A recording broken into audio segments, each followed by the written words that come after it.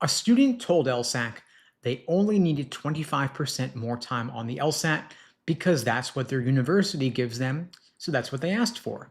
And LSAC said, no, take more time, we don't go that low. And that one story tells you everything because internal LSAC research proves that some of the scores they are sending to law schools are wrong. And that's not my opinion, that's not speculation, that's LSAC's own researchers publishing studies showing that scores earned with extra time don't predict law school performance the way standard scores do. Their data shows those scores consistently overpredict how well students are going to do.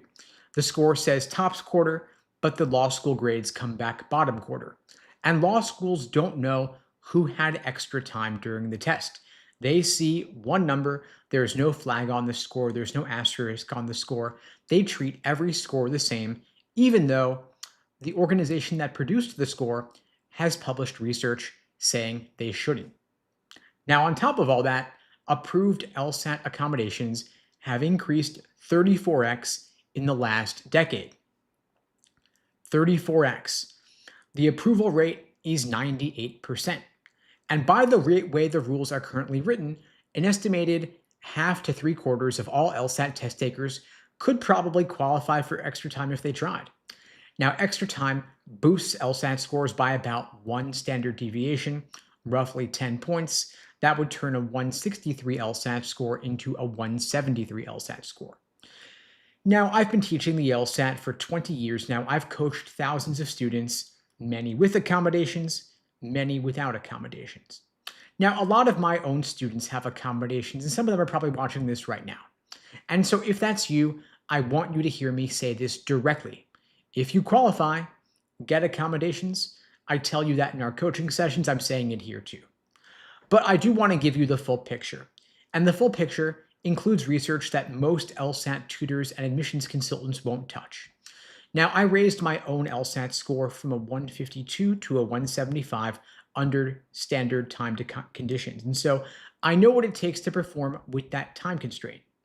I also know what my accommodated students deal with, and I know many of them genuinely need the help that they're getting. And so this is not about questioning particular individuals. It's about a system that's producing scores that don't mean what everybody thinks they mean. And I want to share the full picture, even though it's uncomfortable, maybe especially because it's uncomfortable. Now, I want to get into the studies based on LSAC's own data. You can look this up yourself. The LSAT exists for one reason. It helps law schools predict who's going to do well in their first year. Higher LSAT score, higher first-year law school grades. That correlation, that relationship is real, and it holds up on average. But on average hides a big exception, and that exception involves extra time. LSAC studied students who received extra time on the LSAT. These students entered law school with higher scores than their classmates, with stronger admissions profiles. And so on paper, they looked like they would outperform everybody around them. But here is what actually happened. Almost 20% of those students ended up in the bottom 10% of their class. Only 10% of them made it into the top 20%. And so think about what that means in someone's actual life. You pick a law school based on your score. Maybe you turn down a scholarship somewhere else because your LSAT score tells you that you can and should aim higher. So you show up thinking you belong in the top half and you end up near the bottom. That is your class rank. It dictates whether you make law review, which firms interview you, and that sets the trajectory of your legal career. Now, a bigger study in 2017 looked at over 120,000 students who took the LSAT under standard timing and hundreds who got extra time. Their scores looked almost identical on paper. So you would assume they'd perform the same way in law school, but they didn't.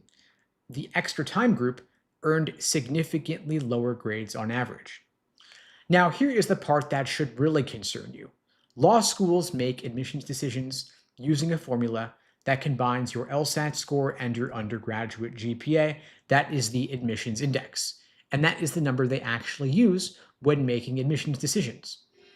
And LSAC found that even that combined score still overpredicts for students who had extra time. The law school is using every tool they have, but their prediction still breaks. And LSAC knows all of this. They published about it. It's in their technical reports. You can look it up and see the report numbers yourself. But law schools don't get to see who had accommodations. LSAC doesn't tell them. And so a 170 with double time and a 170 under standard conditions show up on two applications looking exactly the same. And the admissions office has no way of knowing that one of those scores is a much weaker predictor of how that student will actually perform. LSAC has the data, law schools don't, and nothing has changed. Now, let me explain why extra time raises scores but doesn't raise grades the same way. And once you get that, everything makes sense. The LSAT is brutally time pressured. If you've ever taken a practice section or a full exam, you've experienced this yourself. Most people run out of time. You're going to end up rushing the last few questions, you guess, you leave points on the table when the clock runs out. And that is not a flaw in the test, that is the test. The LSAT was designed to see how you reason under time pressure. That is the skill it's measuring. Now, extra time removes that pressure. With extra time, you don't have to rush as much, you don't have to guess as much, you can finish everything, and so of course your score goes up. But law school exams work differently. Law school exams are not multiple choice. They don't reward you for getting to the right answer eventually. They throw a long, messy fact pattern at you with unclear issues and a word limit, and they test whether you can spot the problems, organize your thinking, and write clean analysis before time runs out. Now, extra time on the LSAT helps you avoid rushing. Extra time on a law school exam isn't going to help you see an issue you never recognized in the first place. You can't find what you didn't spot no matter how long you have. And so there is a mismatch. The LSAT with extra time is testing your reasoning with the pressure removed. Law school is testing your reasoning with the pressure on, and the gap between those two experiences is exactly what shows up in LSAC's research. Now, the LSAT score is now promising something the law school grades don't deliver, because the version of the test they took isn't measuring the same thing that law school measures. Now, the people who get hurt by this are not cheaters. They aren't gaming the system. They're just students who trusted a score that the people who produced it already know is not reliable for their situation. LSAC has the research, but they're letting those students walk in blind, and that's what I'm trying to fix right now. So this begs the question, how did accommodations get to the point where 98% of requests get approved and the scores they produce don't predict what they're supposed to predict? Now, the old system was broken. I've got to say that up front. When I started teaching the LSAT back in 2005, accommodations were exceedingly rare. But by 2012, 2013, LSAC was approving only about 729 requests per year total across the whole country. The approval rate was about 70%. Now, the 30% who got denied definitely include people who should have been approved. I had students with real disabilities getting turned down, and LSAC was clearly doing things that were indefensible. So LSAC got sued. The DOJ and California's Department of Fair Employment and Housing both stepped in. LSAC agreed to a consent decree that forced them to completely rebuild the accommodations process. The decree required them to make accommodations at least as easy to get as for any other standardized test. And a panel set time and a half as the minimum accommodation, the least they'll give anybody. After that, the numbers skyrocketed. Approved requests jumped from 729 per year to over 25,000 per year. Approval rate went from 70% to 98%. Today, all you've got to have is a letter from a provider saying three things. A condition exists. It could affect test performance. Please grant this student accommodations. That is it. There is no requirement to show the condition actually hurts your scores. And a federal law forbids LSAC from asking whether medication or treatment has already solved the problem. They can only ask if the condition exists. And time and a half is just the minimum. Some students get double time, some get triple time. I've heard of students getting 160 minutes per section, while standard timing is 35 minutes per section. And so at 160 minutes for a single section, you could eat lunch in the middle of a section and still finish with time to spare. Whatever that is, it is not the same exam. Now, a student who tells LSAC they only need time and a quarter because that's what the university gives them, LSAC didn't even respond to that student telling them that. They approved time and a half the same day because the system cannot go lower. Even if a student asks for less, the answer is no, we're going to give you more. So to be clear, I do believe the old system was too restrictive, but the fix went far beyond. It overcorrected so far that the system can't even honor someone's request for less help than what's being offered. And meanwhile, LSAC is sitting on research showing the scores this system produces don't predict what they're supposed to predict. And there is another layer to this that almost nobody brings up. Getting accommodations requires documentation from a healthcare provider. A provider requires access, and access requires money or insurance. So imagine two students. Student A has insurance, got evaluated for ADHD in high school, has years of a documentation, and so applying for LSAT accommodations is just one more form. Student B has the same condition, same struggles, but grew up without insurance, never got tested, has no documentation, nobody ever wrote anything down. Student A gets time and a half, student B gets the standard 35 minutes per section. So the system that's supposed to create equity is easier to access for students who already had advantages.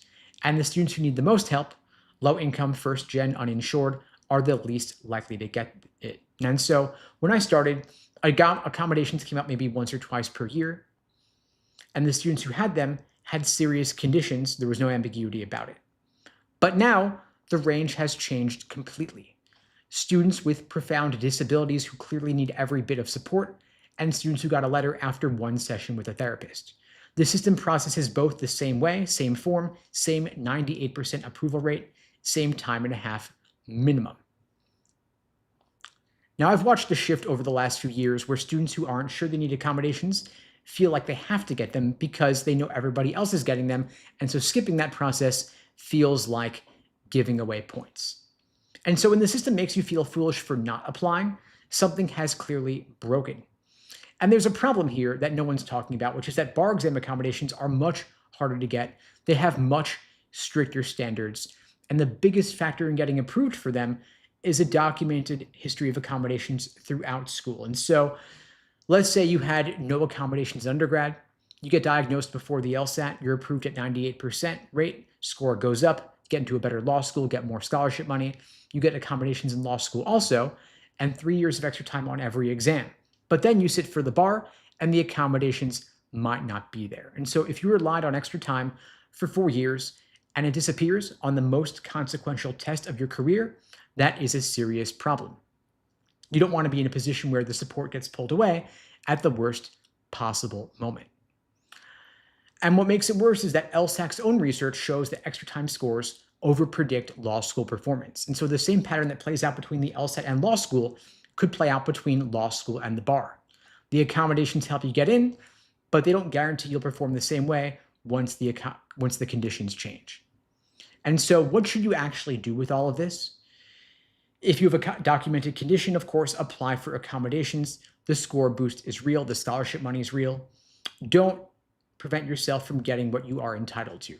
But you do also want to understand what your score does and does not tell you. LSAC's own research says extra time scores overpredict law school performance, meaning your LSAT isn't necessarily a reliable predictor of how law school is going to feel. Go in with that knowledge. You also want to get your documentation in order early and thoroughly, because if the standards ever tighten, a vague letter from a provider who saw you once isn't going to hold up. And if you don't yet have accommodations, prepare for the LSAT as if accommodations might not be available to you. Be ready for anything. And remember that your standard time score is a better predictor of how you'll actually perform in law school. And LSAC's own research says this. Law schools can't see the difference on your application, but the difference is real. Your 170 means exactly what it says.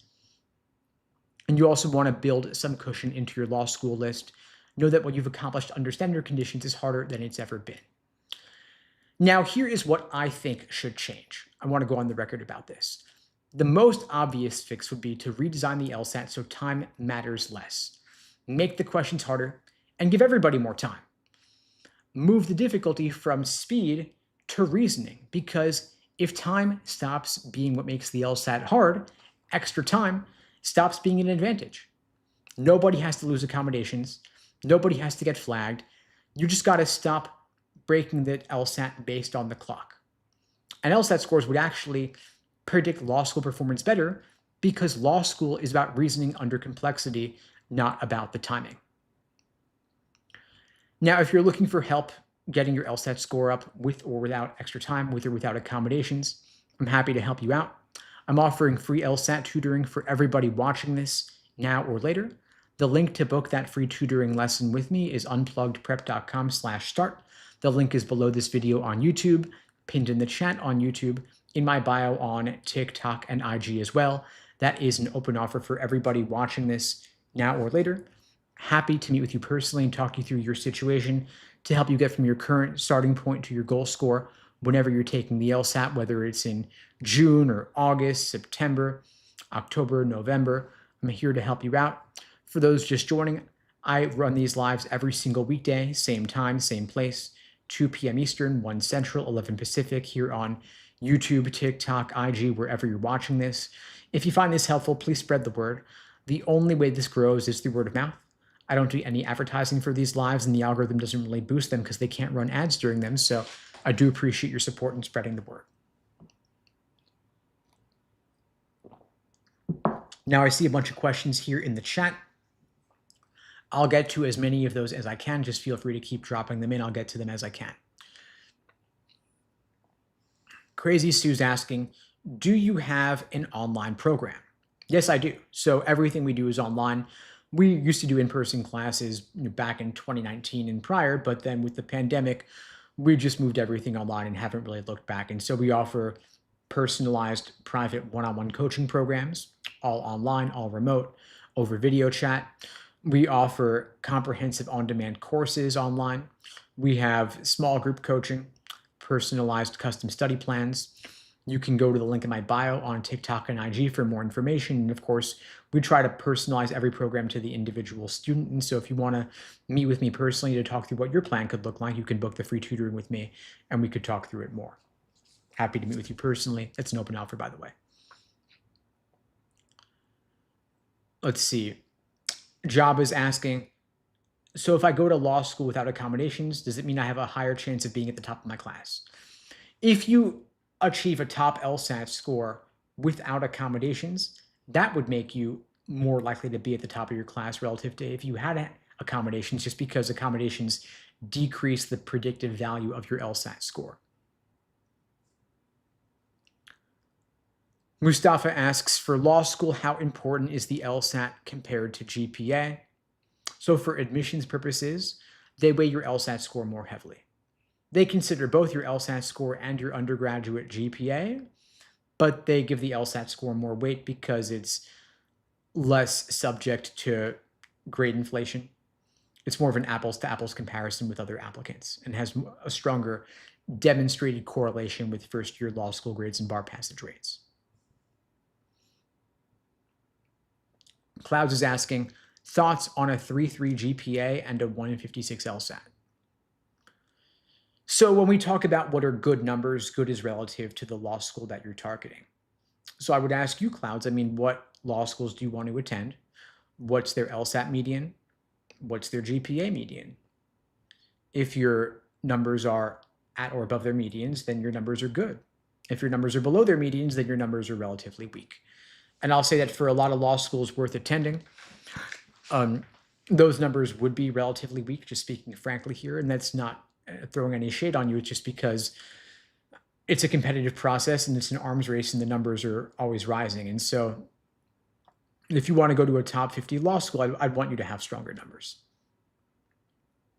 I would, for really anybody applying to law school, I'd want them to have at least minimum 3.7 GPA, 165, 170 LSAT minimum, no matter where you want to go to law school, because that's going to get you better outcomes. It'll get you into better law schools. It'll get you more scholarship money.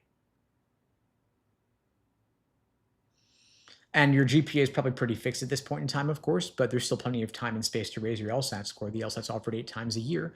And Retaking it could involve just taking a practice test a week, in-depth review, analysis of your post-game results, looking at your weak areas, drilling those on the side. That might be sufficient to get your score up. And if you want help getting your score up, of course, you can feel free to book a free tutoring lesson with me and we can talk through it more. Subam is asking, I have a 3.85 GPA with a 170 plus LSAT. Do I have a chance at a top 6 law school? Yeah, I would say so. I'd want you to have a 175 plus LSAT though, because a 3.85 GPA, as good as it is technically below the medians.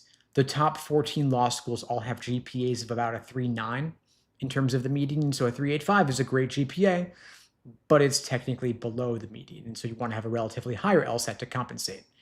And the T14 LSAT score, T14 law schools all have medians for the LSAT of 170 to 174. And so 170 plus would just put you at the median. 175 would put you above the median. So if you really want to go T6 and top 6 law schools are the top highest or best 6 in the country, like Yale, Stanford, Harvard, Columbia, Cornell, NYU, and such, roughly speaking.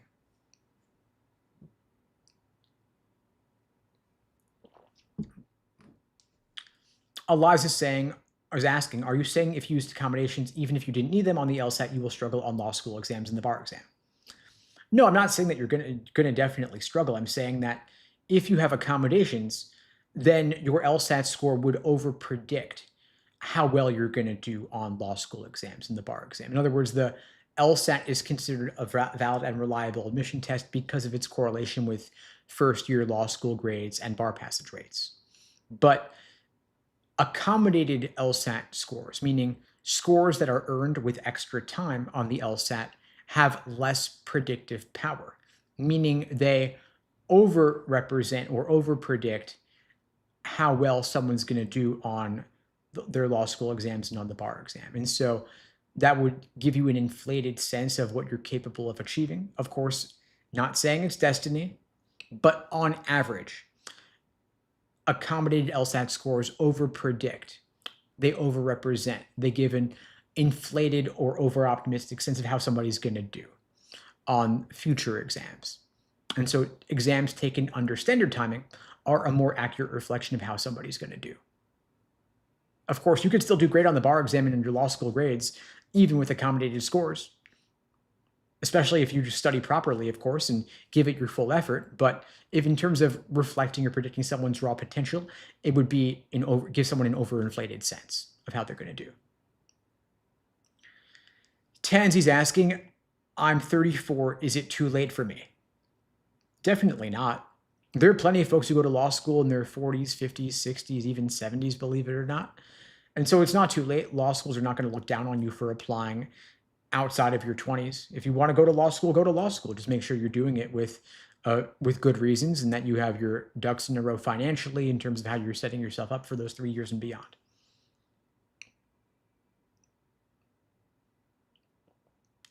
Natsu's asking, going to Utah State, studying history, majoring in pre-law, please, any thoughts?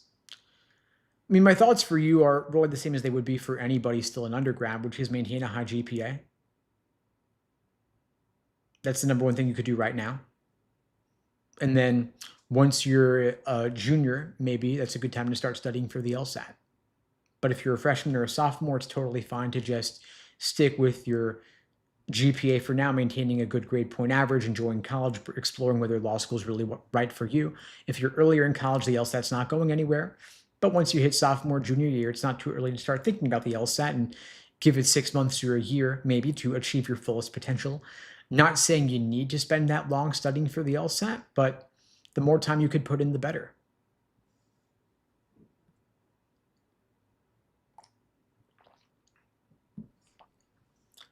Shanielle's asking, hello, with the changes coming in August to the LSAT, should tutoring or studying be adjusted for the changes?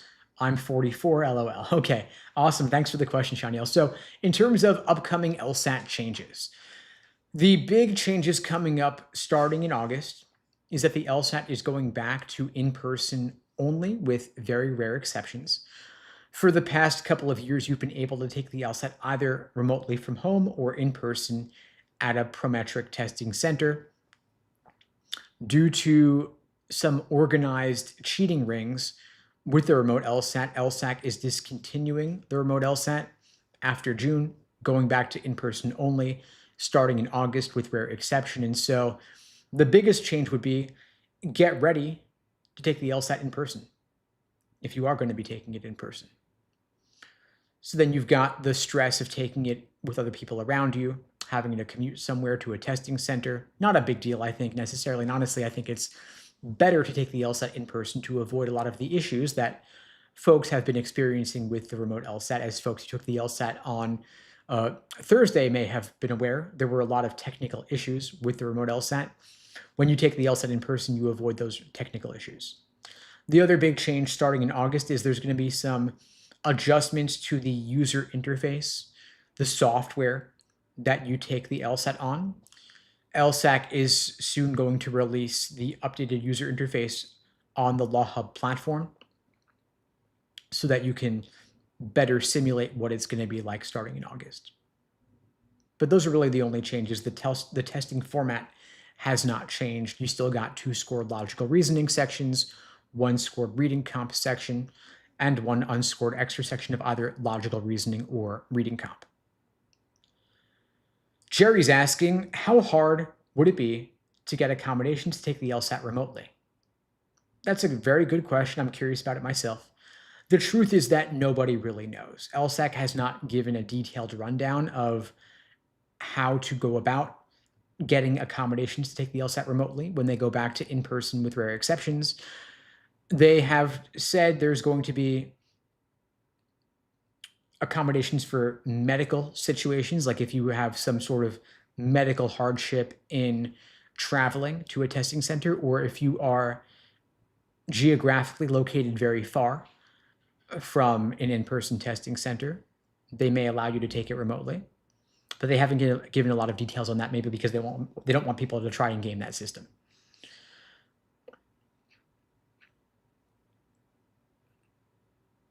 I'm just scanning for other questions here. TK Lintz is asking, I'm graduating with my bachelor's degree in a month. Is it worth taking time off to possibly get a better LSAT score? Yeah. I mean, given the importance of the LSAT, if you are able to take some time off between undergrad and applying to law school to study more for the LSAT, it's well worth the time. I mean, the LSAT score is the most important factor in the law school admissions process. And so if you can devote more time to it, it's well worth it. There are a lot of folks who take a gap year and work part-time or intern or volunteer part-time and then study hardcore for the LSAT during that period. Not saying everyone has to do it, of course, but if you are in the fortunate position to be able to do that, then by all means do it. I see Nods who's asking, what did you major in pre-law? What did you study? So I personally majored in political science, and that's kind of how I got into pursuing law school and studying for the LSAT. No one really does LSAT prep just for fun, right? But when I had a poli-sci degree and I wasn't sure what I wanted to do with my career, law school seemed like a natural next step. And so that's what started me down this road. And I have no regrets. I love what I do.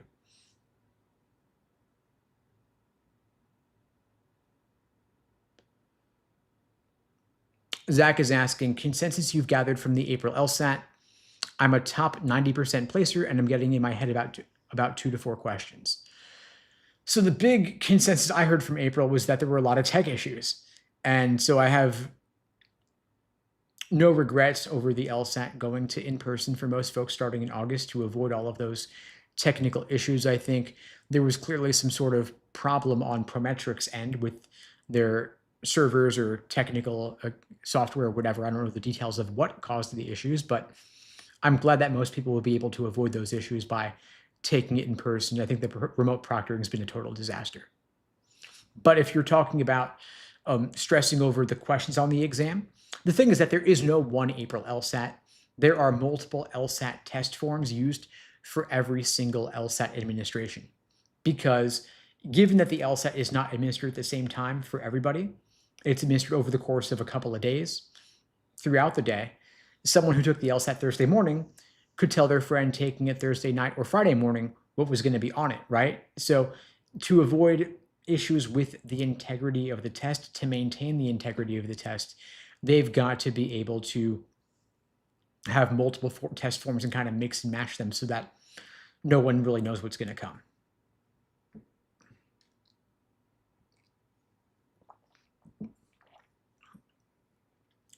Don't Drink says the LSAT is important, but the most important favorite is having really rich parents. Oh, well, I guess you're saying the most important factor, right? Well, I mean, you can't choose your parents, and you don't get to choose that the LSAT is the admissions test, but you can choose how you study for the LSAT. And so if you can set yourself up for success by studying hard, studying the right way, reviewing your mistakes in depth, creating a structured study plan to teach you the basics of what's going to be on the LSAT, that can do a lot to boost your law school admissions chances. In a way, I think the LSAT is actually the most meritocratic element of the law school admissions process, because certain types of universities have more grade inflation than others. Strangely, the elite universities, the Ivy League, and including Stanford as well, MIT, they have, the humanities at least, they have way more grade inflation than a lot of state schools. And so if you consider that maybe more affluent folks are more likely to go to more elite universities, that means that more affluent students get higher grades because they're going to schools more prone to grade inflation. And more affluent folks are more able to afford fancy admissions consultants. But the LSAT, there's no surprises in terms of what's on the LSAT. They have published literally dozens of full-length practice tests available for you to study. And you can access 4 of them for free on the Law Hub platform. You can get all of the others for $120 a year with a subscription to Law Hub Advantage. If you have a fee waiver, you can get those for free. And then if you just study those exams, there's not going to be any surprises in terms of what shows up on test day. And so I think it's actually a really good thing that the LSAT weighs more heavily in admissions than the GPA or the personal statements, because it's the least gameable element of the admissions process. And of course, everything can be gamed to some extent. Folks can game the LSAT with accommodations and such, which is not equal, of course.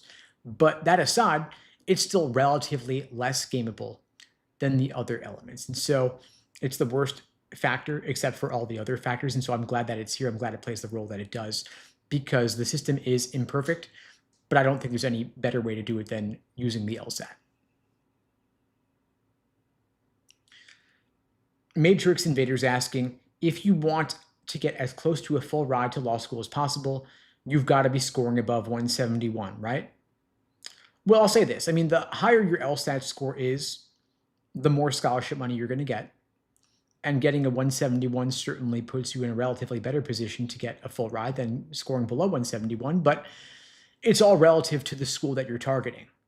For some low-ranked law schools, maybe a 165 would be sufficient to get you a full ride. But for a higher tier law school, a higher ranked law school, you'd want to have 171. For some law schools, you might want to have a 175. So what I would say is look at the medians of the law schools that you're targeting. You can see their medians in the American Bar Association 509 reports, and that's going to give you a pretty good indication of what kind of numbers you need in order to be competitive. And if your GPA is below the medians, you want your LSAT to be above the medians to compensate. I'd say as a good rule of thumb, if you can apply to a law school with both your LSAT and GPA median scores above the 75th percentile of the schools that you're targeting, that's going to put you in the optimal position to maximize the scholarships that you can get.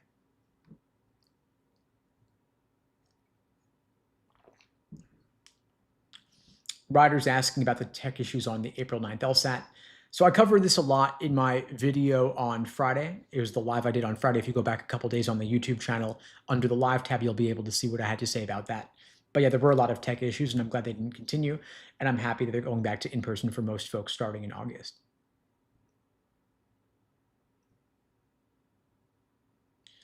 Giovanni's asking, I'm 19 and thinking of doing some type of law. I'm first gen and thinking of doing immigration law. I graduated early and honestly feel as if I'm in rock bottom. I'm failing all of my classes in community college. Sorry to hear it. I mean, the first thing you want to do is get your grades up in college. before you even think about the LSAT, if you want to get into the best possible law school, it's both your GPA and your LSAT. Get your ducks in a row when it comes to your GPA. Maybe take fewer classes so you can focus more on the classes you are taking. If you can get any academic support from the college, pursue that academic support. If there's a guidance counselor you can talk to and help you better strategize your schedule and what classes you take, I would start there. The LSAT's not going anywhere. It'll be here for you when you're ready, but we don't want you failing your classes. We want you to be in a good place with your transcript. So I would say table the law school stuff, get your GPA solid, and then come back and we could talk LSAT.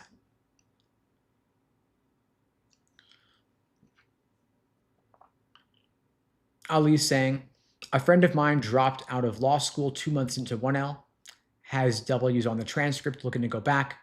Any advice on what he should do for fall 2027? Stats are 277 GPA, 163 LSAT. Okay, so first thing is get a higher LSAT score. That will also, the law schools always love to see a higher LSAT. And then secondly, your friend's going to want to write essays about what's going to be different this time around. In other words, you want to show the law school that what happened before is not going to repeat itself. So what are the lessons learned from the previous experience? Was there a family issue, a medical issue? What can your friend show concretely to say this has changed? What happened before will not happen again should you readmit me. You never want to leave the law school with any unanswered questions or any red flags. And so addressing that matter of fact forthrightly, maybe in an addendum or multiple essays would be a good way to handle it. Of course, you never want to make excuses.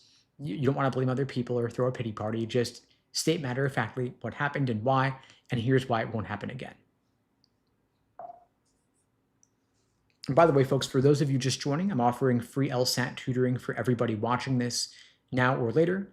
The link to book the free tutoring lesson with me personally is unpluggedprep.com/start. Link is below the video on YouTube, pinned in the chat on YouTube, in my bio on TikTok and IG as well.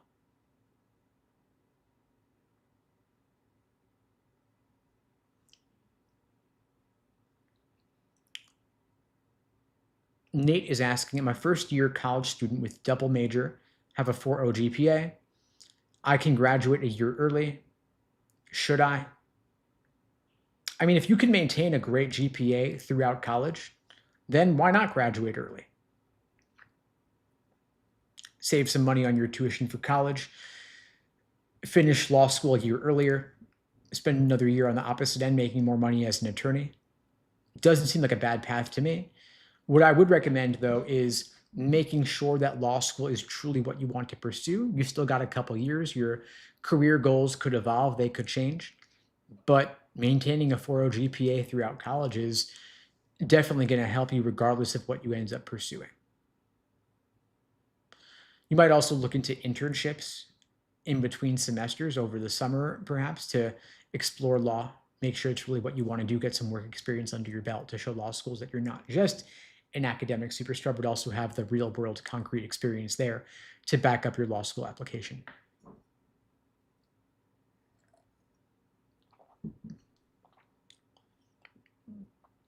David is saying, I'm a senior in high school.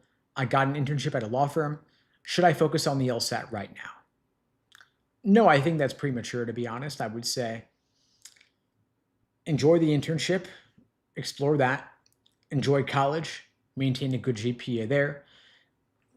Think about if law school is really what you want to do, but spend at least a year or two just trying out different things, taking different classes, maintaining a good GPA. The LSAT's not going anywhere. I think that it's a little bit early to start studying for it right now.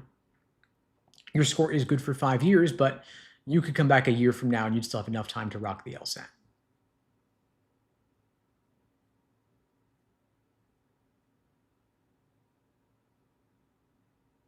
Lath is asking, what do you recommend for an already hit GPA, cumulative 3.2, in electrical engineering and biochemistry? So you're a classic example here of a STEM major with a relatively lower GPA just because STEM is less forgiving when it comes to the GPA. I don't think that's fair, but it is what it is. And so you want to get a relatively higher LSAT score to compensate for a lower GPA. Of course, law schools will have the context of the GPA that you had and why you got it given the major. But at the same time, it is what it is, unfortunately. I feel like at this point, law schools shouldn't even use your undergrad GPA because it's such an unfair situation. Some folks have crazy grade inflation. Others get hit pretty hard because STEM has more brutal curves. And so at the same time, though, it is what it is. So my biggest rec is just get a higher LSAT score to compensate for the lower GPA and highlight your STEM background in your essays if you want to pursue something in a STEM related field of law, like patent law, for example. That'd be good to talk about. Natsu's asking, is philosophy a good degree? I'm not going to say that any degree is a good degree or a bad degree necessarily. I mean, the question is good for what? Philosophy is good in that it has you reading difficult, dense text of the kind that you will encounter on the LSAT. The people who write official LSAT questions are actually philosophy PhDs. So you would be of like minds with them. However, philosophy is also not an easy major, and there are majors where it is easier to get a great GPA. And so if law school admissions is your number one focus, if it's your sole focus, then you might want to choose a degree where it's easier to get a high GPA.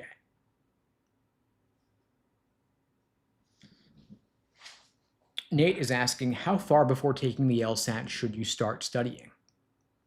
I would recommend a minimum of 2 to 3 months and ideally 5 to 6 months to reach your fullest potential. And so speaking now in mid-April, if you're just starting now, good targets might be the August, September, or October LSATs. You could aim for August as your first take, September as your second take. And the reason I'm saying those dates is because October and November would have you applying a few months after applications have opened, and it's better to apply earlier than later, all else being equal. When you apply earlier in the cycle, it's easier to get in. There's also more scholarship money available. When you apply a little bit later, it becomes a little bit harder to get in, and there's less scholarship money available. And so if you were to go hard at it over the summer, you could hypothetically be ready by August or September. So that's what I would target.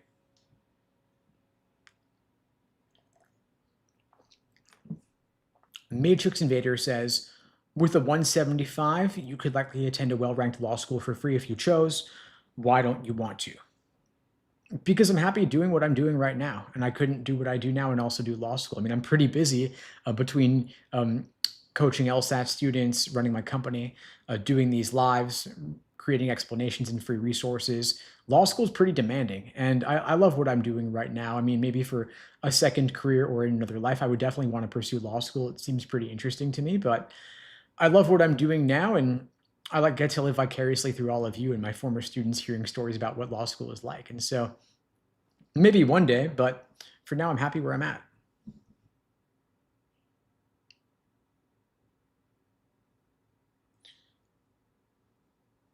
Braun asks, my last practice tests are 177, 167, 173, 175, 169. I want to score 175 or higher. Should I sign up for the June LSAT?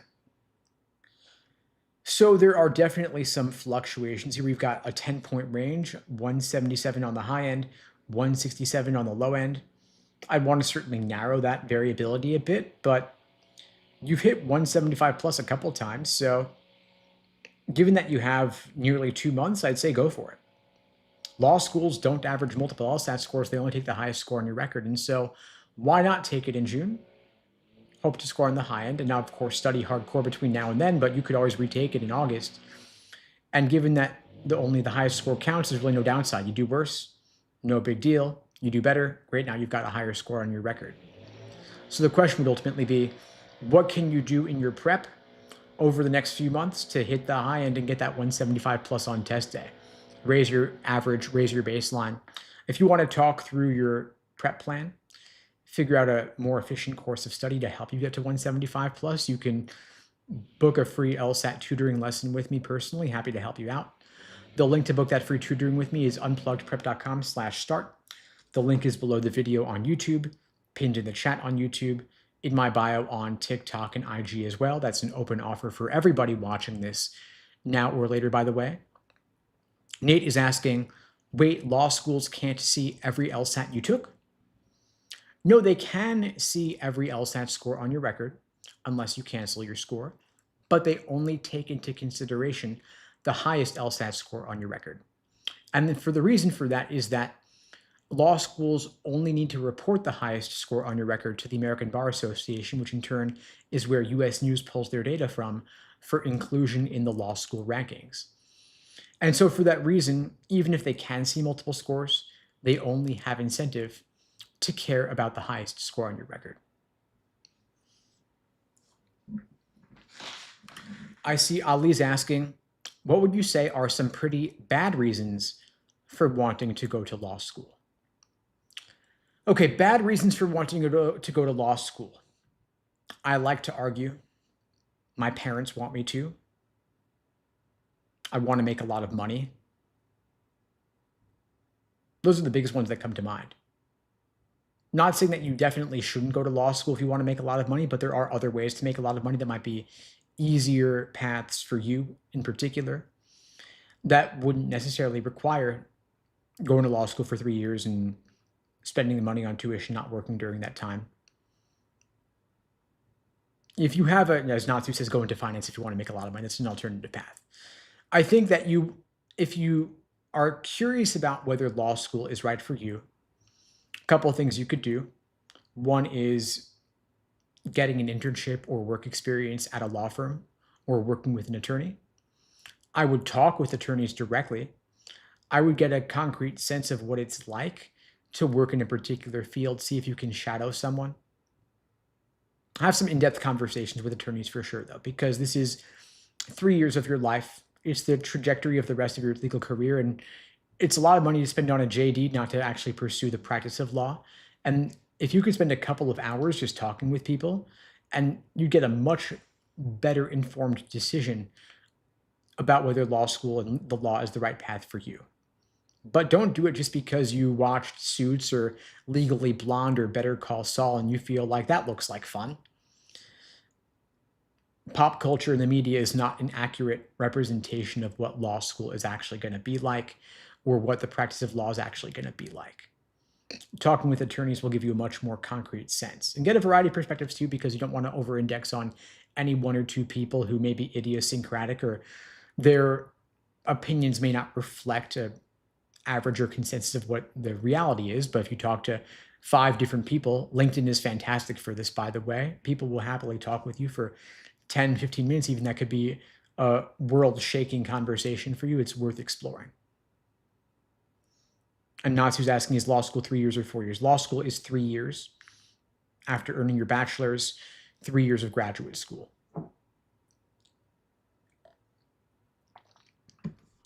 Natsu says law and medicine require effort and being dedicated to really liking it. I mean, yes, they're both difficult professions and they're quite niche as well. And they require a lot of schooling leading up to that. Finance doesn't require all of that. And so if you just want to make a lot of money, finance might be a simpler path. But law and medicine are certainly, of course, perhaps more respectable. And there's nothing wrong with wanting prestige and respect, but requires work to get there. So talk to people who've already done it. Talk to alums of your university. That's a natural connection, by the way. So for example, if you want to network on LinkedIn, start with people who went to your undergrad and are now in law school or have graduated law school and ask if you can chat for 5, 10, 15 minutes just for a quick conversation. Come in with some detailed, specific questions about what they're doing and if they like it, any regrets, what they wish they'd known. You will learn a ton. Natsu's asking, can I network with you on LinkedIn? Yeah, you can. So you can look me up. Just Google Steve Schwartz LSAT. You'll find me on LinkedIn. Happy to connect with anybody there. I post there regularly as well, but I really focus the information that I share on YouTube primarily. And so if you go to the link in my bio on YouTube, on TikTok or Instagram, you'll see the LSAT Unplugged YouTube channel with tons of in-depth videos covering everything and anything at all LSAT law school admissions. In addition to these daily lives, I also am completing a set of free explanations for every single LSAT reading comprehension passage ever. Those are additional lives beyond the ones I'm doing at this time today. And I'm also, of course, sharing other videos as well on both LSAT and law school admissions. And if you want to meet personally, talk through your LSAT situation, I'm happy to help you craft a plan of attack to get you from your current point to your goal score whenever you're taking the LSAT, whether it's June or August or September or beyond. You can book a free LSAT tutoring lesson with me at unpluggedprep.com/start. The link is below the video on YouTube, pinned in the chat on YouTube, in my bio on TikTok and IG as well. I'll be back tomorrow, same time, same place, 2 p.m. Eastern, 1 Central, 11 Pacific. I'll see you all then. In the meantime, all the best.